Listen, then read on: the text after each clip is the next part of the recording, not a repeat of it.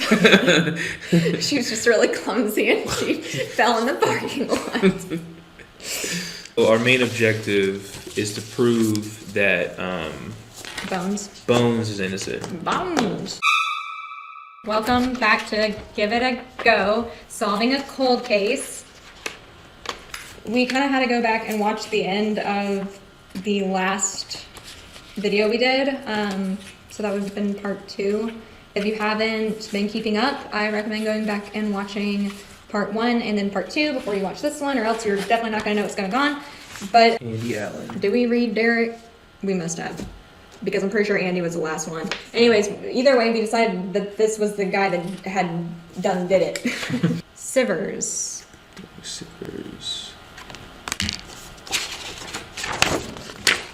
Let's see here.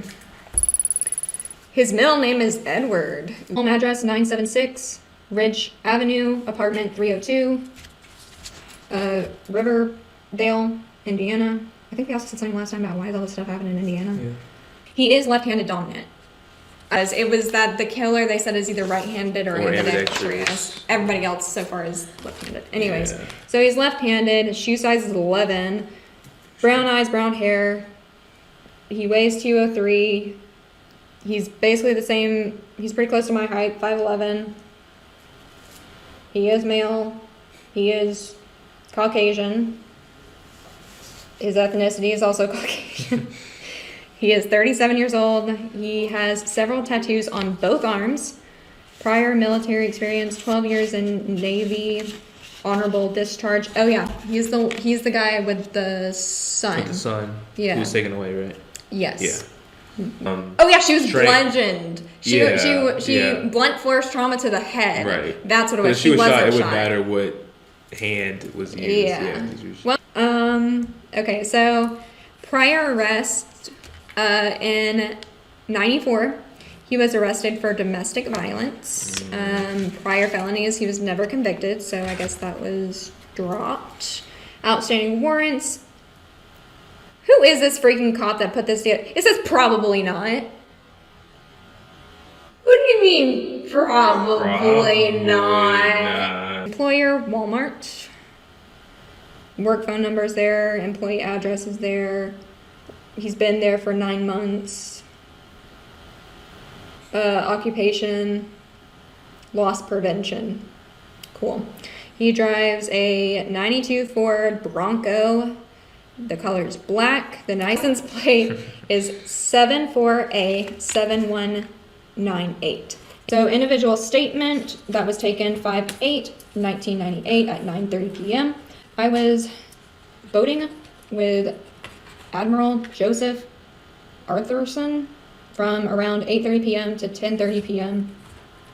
We were together on the Ansley River all night. We saw and heard a lot of first responder activity near Tully's around 9:30 p.m., but we're unaware of what happened there. Oh, he was on the river right here. And Tully's is right here. My question is, why are you out boating so late at night? Yeah. Witness statement form, date May 9th, 1998.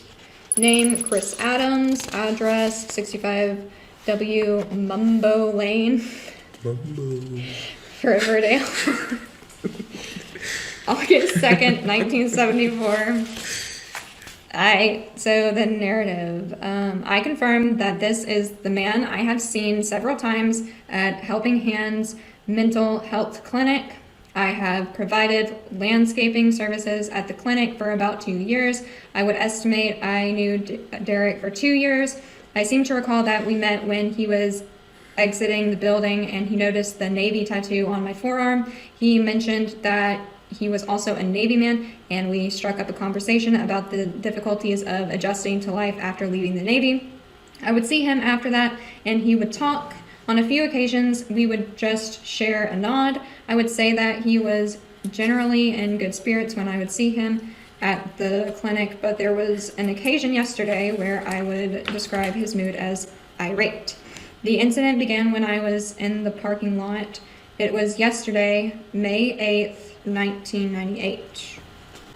Why are you gonna be on somebody's boat when it's like you just have like a cordial relationship of with like, them. hey, and hey, It's, that. passing by.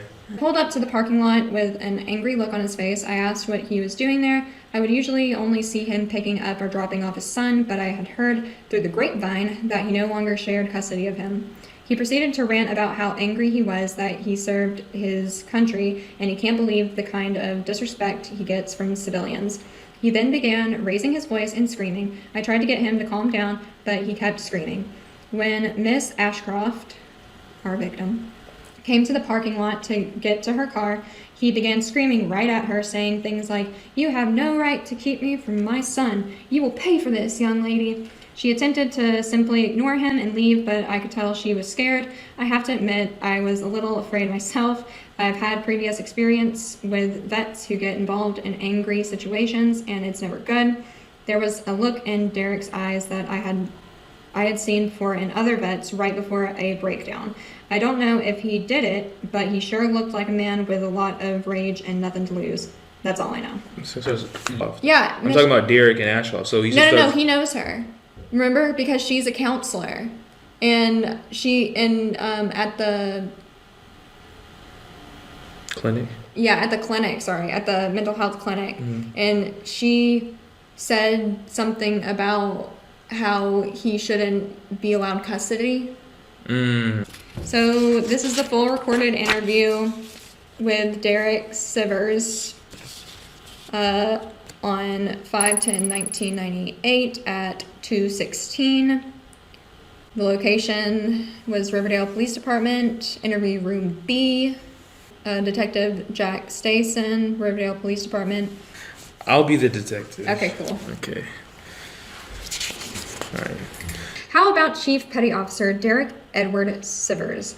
That full enough for you? You want me to provide my serial number and a full list of awards and decorations I've received during my years of service? In a bad mood, Derek? You could say that. Well, I can think of a way for you to get back to your day in a matter of minutes. You could start by explaining a few things. Like what? You could start with the conversation you had with Harmony Ashcroft. A conversation that happened to take place just a few hours before she wound up dead. Would you like me to remind you? According to the reports, you said to the victim, "You have no right to keep me from my son. You will pay for this." Sound familiar? Maybe.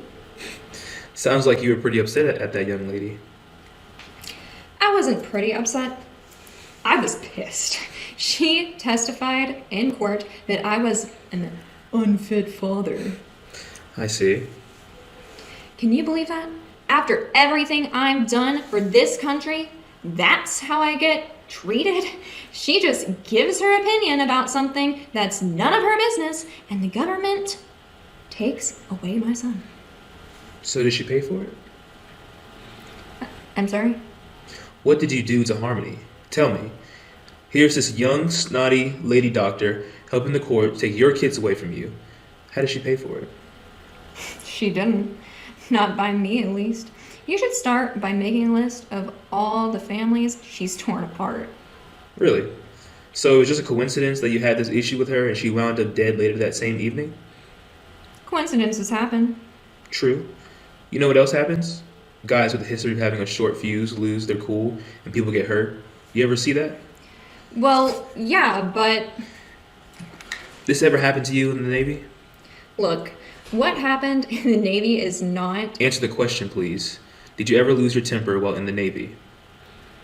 I'll take that. I was a different guy then. I'll take that as a yes. I'm different now. No more drinking, no more fights. Trying to keep my temper under control. What do you do? Join a monastery after getting out of the Navy? Like I said, I'm different now. Everything's different. That's all you got for me? You're different now? With all the potential trouble you're in, Derek, you're going to need more than that. I have to tell you, that's not the most heartwarming how I turned my life around story. I'm better, okay? I'm traveling with a different crowd. I know what to do when my temper gets out of control. What did you do after the blow up at the clinic? I met up with a friend and went out on his boat in the Ansley River to get away from just from it all. Excuse me? I went boating with a Navy buddy, an older guy, decorated war hero, the guy I wanted to be when I signed up. And if we contacted Captain America, what would he tell us about where you were on the night of Harmony's murder? That's Admiral, not Captain, Joseph Arthurson. 2 Purple Hearts. And he'd say I was with him on his boat. Just 2 guys letting off steam and sharing stories. We were 100% sober. Sounds a real great guy, this Benedict. The best. He'd do anything for a Navy brother. Including lie under oath? Oh, come on. Isn't that the military code? Anything for a brother? Death before dishonor and all that? You cover for each other like nobody else would? All due respect, detective, you're out of your league. That's the kind of thing civilians don't know anything about. Really? Let me introduce myself. Gunnery Sergeant Jack Montgomery Stason, United States Marine Corps. We're all done for now, Chief Petty Officer Sivers. Don't leave town. I have a feeling we'll be in touch again after I have a chat with the Admiral. See, like he was trying to feed into this guy's perceived ego and notation and kind of get into his head and make him subconsciously feel like, hey, I'm on your side. You can tell me anything. Yeah, she's a snot-nosed lady doctor. What does she know? Yeah. In hopes that he might get wrapped up in the moment and spill the beans on himself, basically. And who was Chris Adams? Wait, is that the guy he was on the boat with? Yeah. This is the Admiral. Guy he was on the Admiral. boat with. Yeah. Oh, okay, cool. So this was okay. So the Chris Adams was just basically somebody that is neither here nor there. They're a non-biased person that knows what this person is kind of like to an extent. Yeah. May 11th, 1998. This is the witness statement form for Admiral Joseph Arthurson. This is the guy that owns the boat. This makes more sense. So date of birth for him is November 19th, 1934. He writes in cursive, so give me a second. All right, so I am very familiar with Chief Petty Officer Derek Sivers. I have known him for many years. He was stationed on one of my ships, and with both of us living here in the same town, we become friends. I can attest that at the time of the murder, Derek was with me. We were alone together in my boat on the Ansley River between 8:30 p.m. and 10:30 p.m. We took off from the Riverdale Marina, traveled as far north as Port Royal Avenue, and then turned around and went back to the marina.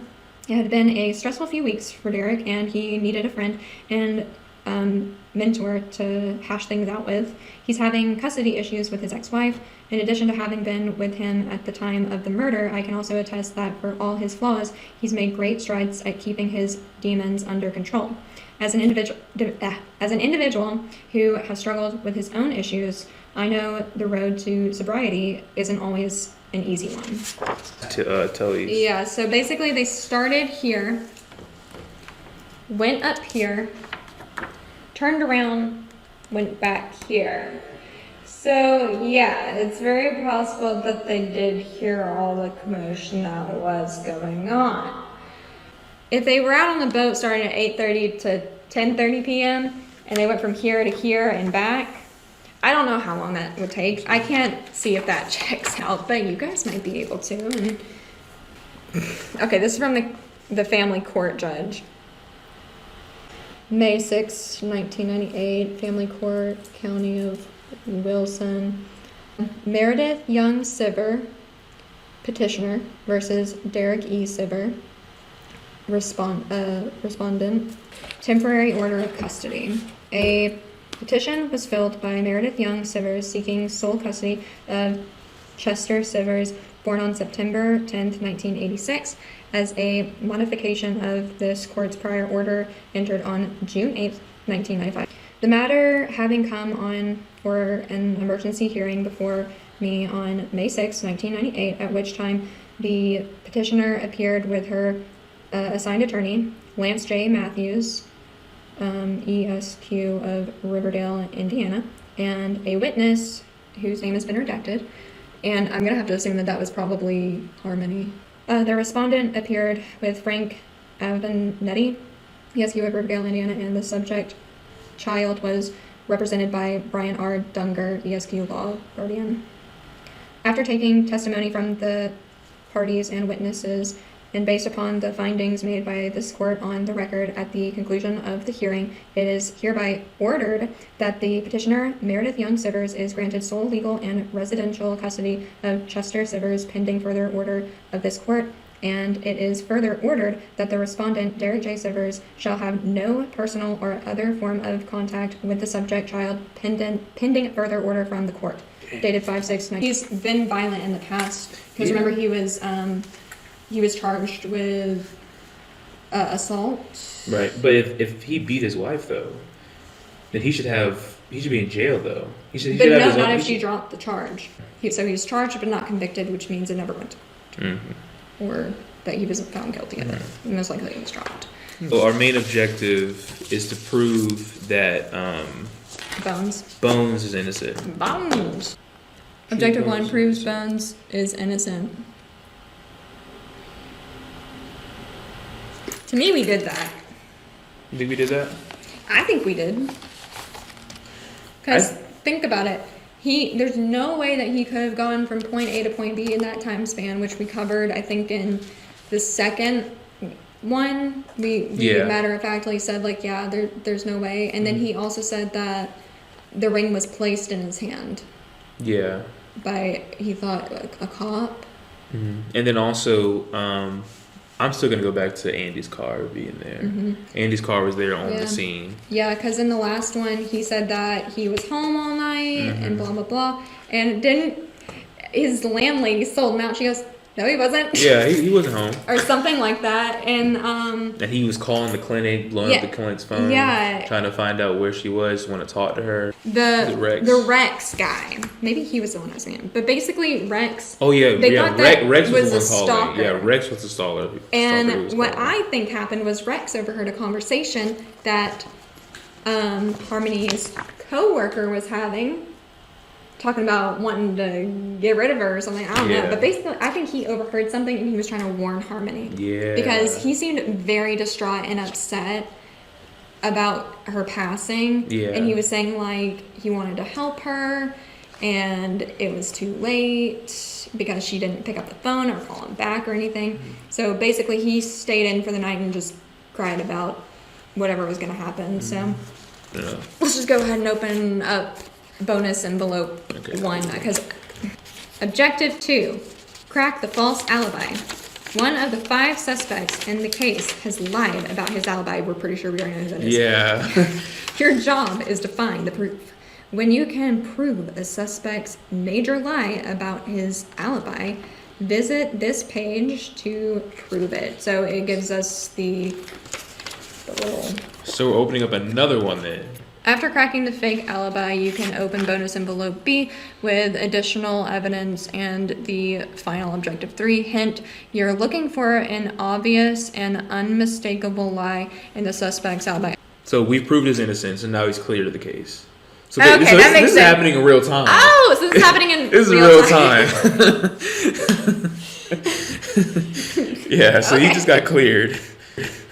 Cool. So and the article's already out. I don't know if you guys knew or not. Yay! It's out. We're so good at our job. Yeah. There you go. Take a look at it. They're hiring a sheet metal technician. Yeah. Let's read this part. This seems nice. The smoking gun evidence was a newspaper article confirming the time and date of the bridge closure found on the back of an article about the murder published in this paper on May 9th, 1998. So that's, like we said, there was no way that he could have crossed the bridge. Yeah. After spending years in prison, McBride is eager to start his new life. He adds, while incarceration was not an enjoyable experience, he used the time wisely. While behind bars, he received his GED and bachelor's degree with an eye toward a career in law. I had to learn the hard way that the law isn't always on your side. I was able to help a few other inmates with their cases, and hopefully, with a law degree, in a few years, I can help many more. According to Vig, we're opening the case, and I'm confident we'll find the murderer this time. We always do, eventually. Open it! Eventually. Right now. Open it! Right now. We went from, like, staying on part 1 to all of a sudden, like, woo! Okay, so objective 3. Convict the killer. One of the suspects lied about something that seriously impacts him in the murder. Your job is to find it. When you find the other lie, visit this page to prove you have cracked the case. After finding the evidence needed to convict the killer, you may open envelope C. Hint, this information does not prove he is the killer, but it is very suspicious and will help the prosecution secure a conviction.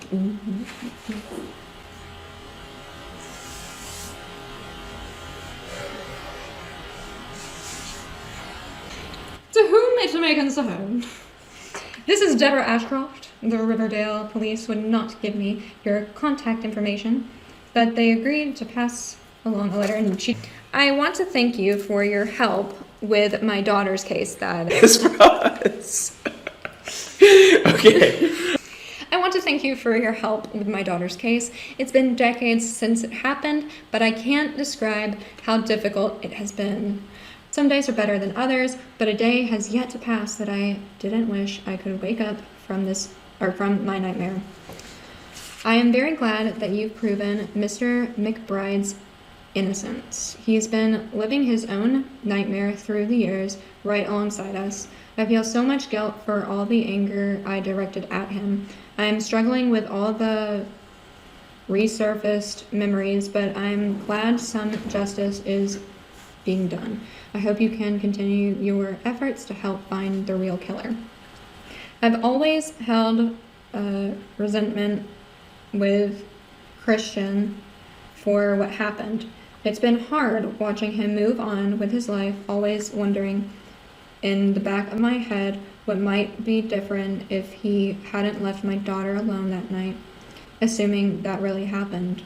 I want to be happy for Jenny and him. Who the heck is Jenny? Their family is so beautiful, but Jenny's the best friend, isn't she? I called it from the beginning. You can go back to the first video. You can go back to the very first video. I'm so happy for Jenny and him. Their family is so beautiful, but it pains me to admit every time I see them around town, I can't help feeling jealous. It's like their kids should be my grandchildren. If only someone hadn't taken Harmony. I was told by the police that you're looking into the old suspects in the case, and I think that's great. I want to believe that Christian is innocent, but I've always had my doubts. And there were a few other characters in Harmony's life back then I've never felt good about. I heard you're also investigating Andy Allen. Ooh, that's the person I said did it. Respectfully say that I think your efforts might be better spent on other suspects. Well, crap. I've known Andy since he was 6, and he'd never hurt Harmony. They've been inseparable. Oh, I bet that's them in that Little League picture. They've been inseparable since T-ball in 1976. Maybe he was jealous that they've been inseparable since T-ball in 1976. I included one of my favorite pictures from that team. It was one of the few times I ever got between them. And this is Harmony. And this is Andy. Andy has lived through his own nightmares since the incident. He fell on hard times right after Harmony's death and has never recovered. I'm afraid false accusations against him could cause a lot of harm. I think he still blames himself for what happened, but I won't question your judgment. You've cracked open a 20-year-old case that police couldn't solve. I have a lot of faith in you to find the right killer. What you're doing is very important to us. Please let me know if I can help. Sincerely, Deborah Ashcroft. I still think it was an inside job. You might be right. So I'm looking over, I went to the website, unsolvedcasefiles.com/harmony-3. Oh yeah, this is Admiral Joseph Arthurson. This is Oh man. David Sivers' military friend. Have you guys seen this man? Have you seen this man? Call us. I think he did. Oh yeah, he was the one that was Bones' alibi. I'm still trying to figure out how to use the website. Got you. Bust out the photos of the crime scene. Don't listen to Miss Ashcroft's advice about Andy.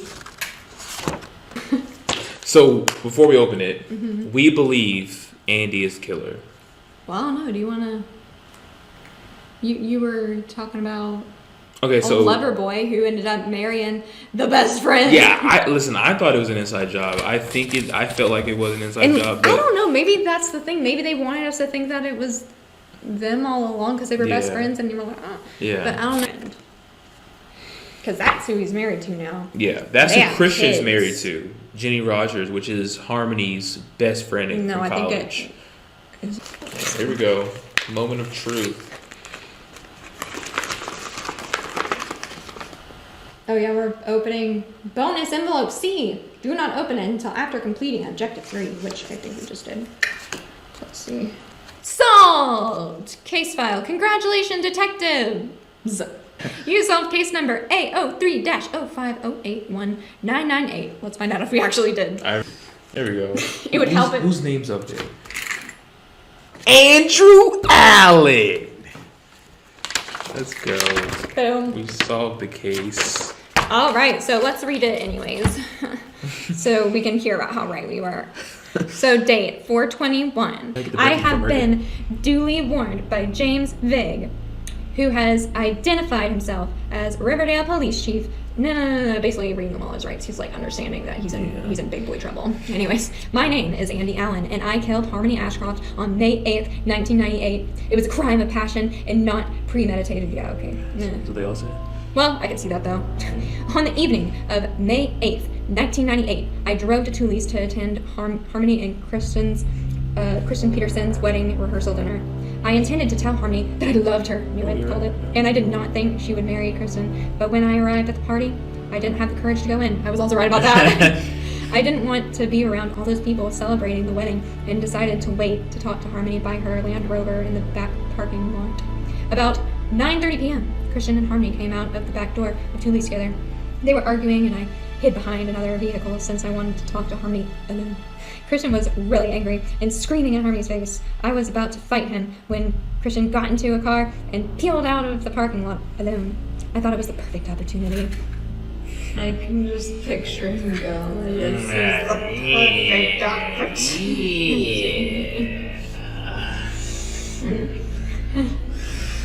It was a perfect opportunity to tell Harmony how I felt, so I walked up to her, and with every ounce of courage I could muster, I shared my true feelings. It took me a minute or two, but I told her I had fallen in love with her at 6 years old, playing t-ball together, and my feelings had only grown stronger through the years. She could do much better than Christian, and that if she only gave me a chance, I could prove it. Okay. Harmony's reaction was not what I anticipated all those times I ran through the scenario in my mind. She said something like, "Oh, Andy, you poor thing. Bless your heart," is basically what she said to him, and put her hand on my shoulder. But I took a step. It was clear that her feelings for me were not the same as mine, and I was floored and embarrassed beyond. I had ran through the scenario so many times in my mind, and this wasn't ever a response I was expecting. She kept coming toward me, offering her pity and concern for my feelings like I was one of her patients, and I just couldn't take it. I kept asking her to leave me alone, and she kept reaching out her hand. As I kept backing away, she kept moving towards me, and I was just so crushed and embarrassed and confused, and the rush of my feelings, along with her pity, caused me to just I just wanted her to give me some space and leave me alone, but I lost control and punched. I can't read. Yeah. I punched her in the face. I punched her in the face really hard with my left hand. Oh. I have read the statement consisting of 2 pages, and the facts contained therein are true and correct. I have also been told that swearing to a false statement can make me guilty of an additional crime, and it was signed. I'm not sure where that came from, maybe a punch. I've never been violent in my entire life. Those are just his feelings.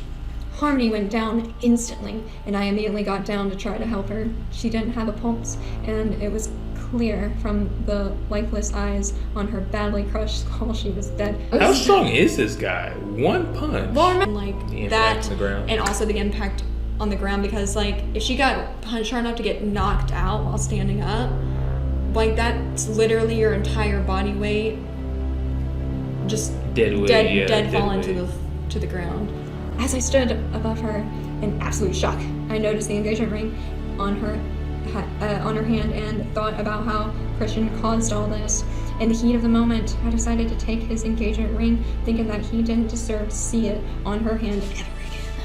I hurried back in my car, but was too rattled to drive right away. About 10 minutes after the police arrived, I realized I'd better get out of there and drove home, taking the bridge near the Riverdale Marina. About halfway home, I realized that I had to get rid of the engagement ring, so I stopped at the Grant Park where I saw Mr. McBride sleeping and put it in his hand. I didn't know Mr. McBride and didn't intend to frame him for the murder. I just thought in a few days he might try to pawn the ring and it'd get back to the police and send them on a wild goose chase looking for the wrong killer. I realized I didn't have an alibi as soon as I got home, so I went to my neighbor's house and pretended like I had been fixing the brakes on my car all evening, even though I had fixed them earlier that evening before leaving for the party. I knew that police would be looking for a powerful left-handed person, and while filling out the person of interest form, I decided that I would pretend to be right-handed.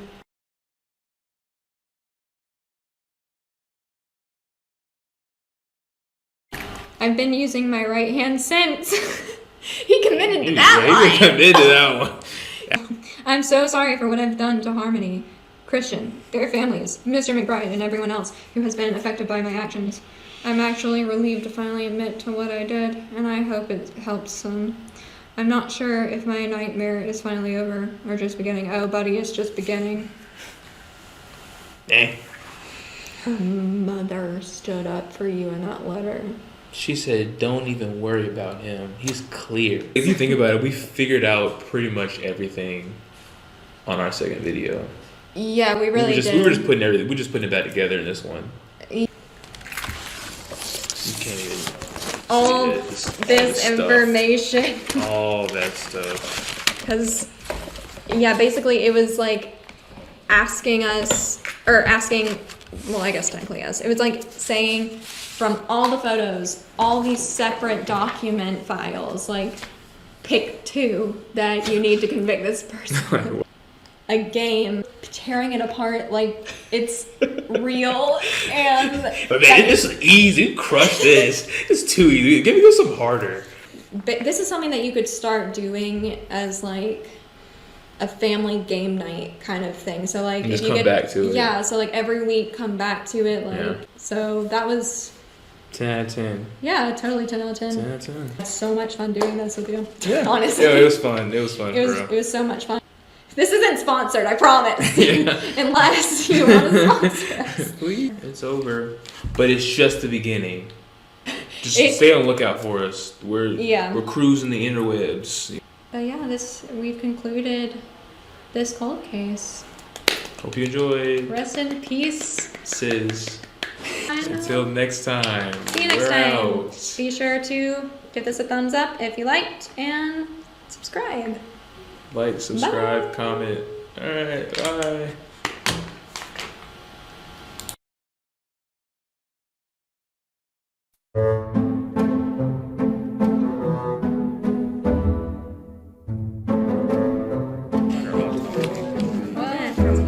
It'll all orient together. We're so good at it.